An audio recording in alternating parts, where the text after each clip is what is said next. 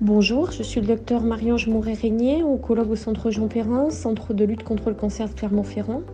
Aujourd'hui, je vais répondre à vos questions sur les séquelles invisibles du cancer.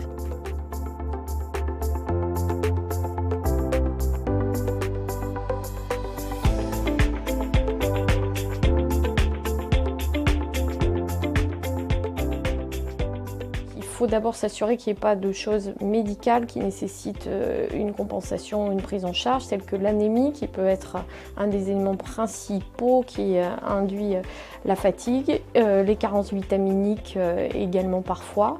Si les causes médicales ont été éliminées et compensées, la fatigue peut également être psychique, donc privilégier une prise en charge avec du sport, des activités annexes peut aussi permettre de combattre au quotidien cette fatigue en permettant d'avoir des actions un peu diversifiées autour de ça.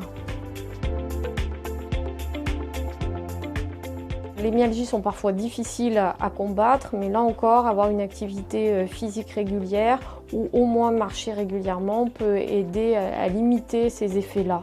Après, il peut y avoir des causes médicales et bien sûr, il ne faut pas hésiter à en parler à son médecin traitant ou à son oncologue référent.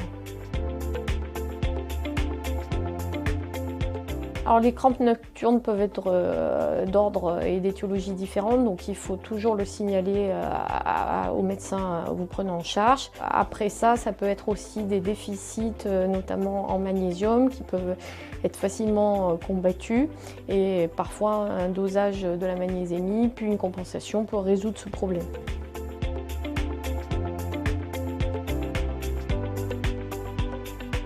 Dans le cas d'une perte de poids importante, la prise en charge nutritionnelle est indispensable et là aussi se fait le plus souvent dans vos structures de soins où on fait appel à des nutritionnistes qui vont faire un bilan complet et vont vous proposer des mesures les plus adaptées possibles. Bien sûr, le fractionnement des repas peut être une attitude à privilégier puisque ça peut permettre d'avoir un apport calorique plus grand sans être rapidement saturé. Donc c'est quelque chose qu'on privilégie très fréquemment, effectivement.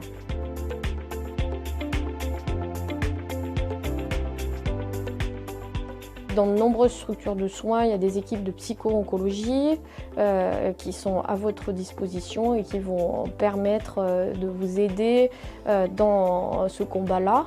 Et donc ces structures sont très facilement accessibles. La plupart du temps, les soins de support font partie intégrante de la prise en charge du cancer et vous sont proposés immédiatement.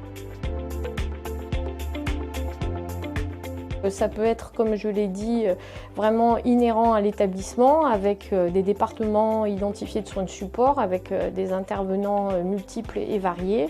Ou sinon, bien sûr, il y a toutes les associations qui se développent aujourd'hui, des associations de patientes principalement, qui peuvent aussi vous aider dans cette prise en charge, ou des aides annexes via par exemple la Ligue contre le cancer, où là aussi il y a beaucoup de choses et d'ateliers qui sont proposés aux patientes pour les aider dans cette situation si votre structure de soins ne vous le permet pas.